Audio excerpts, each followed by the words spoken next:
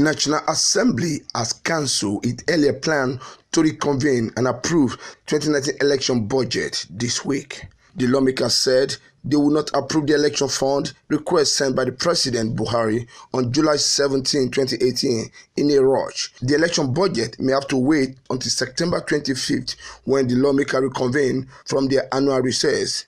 This development is confounded by the alleged plot to impeach Senate President Bukola Saraki following his defection from All Progressive Congress to the People Democratic Party (PDP). The chairman of the Independent National Electoral Commission (INEC), Professor Mahmood Yakub, had at a meeting last week informed the National Assembly leadership that activities for 2019 election were slated to begin tomorrow, but the commission needed funds to be able to meet up. This suggests that the non-approval of the election fund anytime soon will be a threat to the 2019 general election. The Deputy Speaker of the House of Representatives, Yusuf Lassun, was reported last week to have said that the House would reconvene today to consider and approve the election fund. The House of Representatives spokesman Abdulrazak Namdas said the House was yet to agree on any date of emergency resumption to approve the election budget. Buhari had on July 17 requested the National Assembly to approve sum of 242 billion naira for INEC and relevant security agencies for 2019 election, out of which the sum of 164 billion naira will be approved under violence/supplementary proposal in 2018 budget. Senator Philip Aduda, one of the principal officers, said that they might reconvene to consider the both election budget, noting that they will have discussed and fixed a date for that to ensure the supplementary budget passage. Also last week, Senate President Bukola Saraki blamed the executive arms for delaying the submission of the election budget, saying it was an attempt to put the blame to the National Assembly. Saraki said the executive arm had between January and June to submit the election fund request, but did not do so until when the National Assembly was about to proceed on the annual recess. He said the lawmaker will ensure smooth and successful 2019 general elections.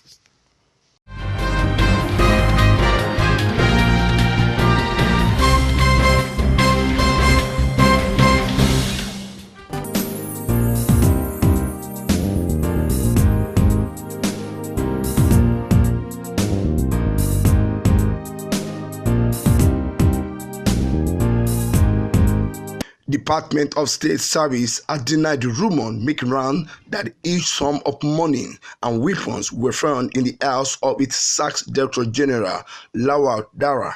The service said the rumor emanated from some fake video which it said were circulated as being the outcome of a search allegedly carried out in Dara's house. A statement issued by the spokesman for the agency, Tony Opuiyo, in Abuja, said there was no iota of truth in the allegation that 21 billion naira and unspecified amount of permanent voters' cards were found in Dara houses. The video, which Opuiyo had described as fake, gave an impression that the search was conducted at the residence of the former DG in both Abuja and Daura, Katsina State. The spokesman for the agency said there was no search carried out in the home of Daura by any security agency.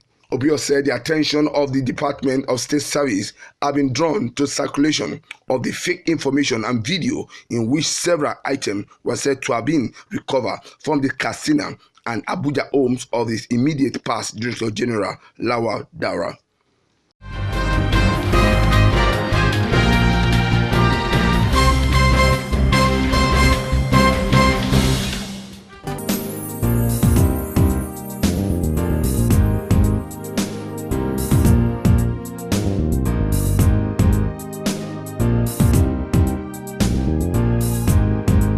Senate President Bukola Saraki met with former President Olusegun Obasanjo behind closed door at his Olusegun Obasanjo Presidential Library on Monday.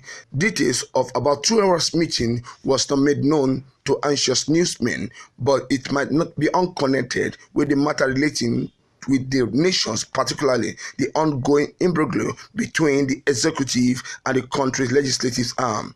It will be recalled that Senate President last week made a similar crucial visit to the Minna, the country home former military president General Ibrahim Babangida in Niger State. Sources close to Obasanjo Saraki Pali hinted that the large part of the time was used in conducting around the Senate president inside the new presidential library. Saraki, who came out from the library entrance section to the waiting hand of the journalists, further confirmed that the visit was to come over to see the library. He told journalists he was on the visit to the presidential library because he made the commissioning of the edifice last year. On his assessment of the library, Saraki says it is a worthy project. In a related development, the governor of Sokoto State, Aminu Tambuwal, has held a consultations with the former vice president, Atiku Abubakar, in connection with his aspiration to vie for the country presidency in 2019. Abubakar and Tambuwal are among the 8 presidential aspirants seeking to pick the ticket of the People's Democratic Party. Tambuwal Sunday night met with Atiku at the former vice president Asokoro Abuja residence. Both Atiku and Tambuwal later held a closed-door meeting along with the Director General of the Atiku Presidential Campaign Organization, Benga Daniel.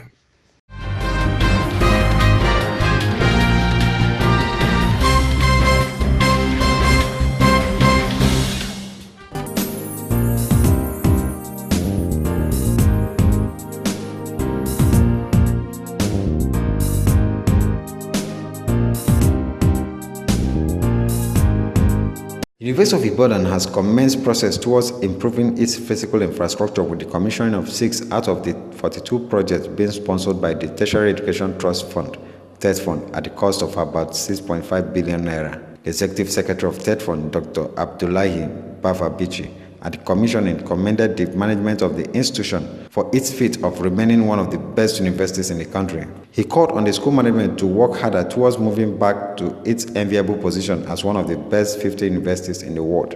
TET Fund was framed as the quality of infrastructure for some of the projects, directing the school management to recall the contractors to site and ensure that the projects were completed according to specifications.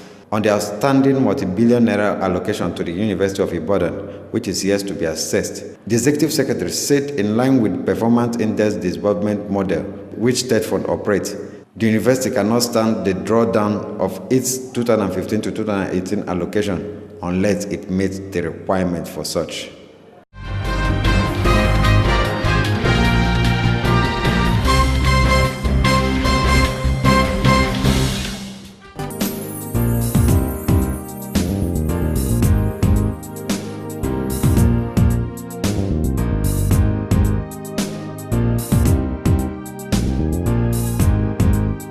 Bayelsa State Civil Service Commission has said that no fewer than 23,000 applications are jostling to fill the 1,000 available space in the state civil service. Chief Kun Igoni Kalidios, commissioner in the commission, disclosed this during the launch of the commission website in Yenogua. He said out of the 23,000 applications that were issued, more than 12,000 applicants returned their duly completed form. The State Commissioner for Information and Orientation, Daniel Maxson, said unveiling of the website will further endanger transparency in the state government employment process. He assured that the government will leave no stone unturned in ensuring the qualified Bayesan are engaged based on merit and not sentiment.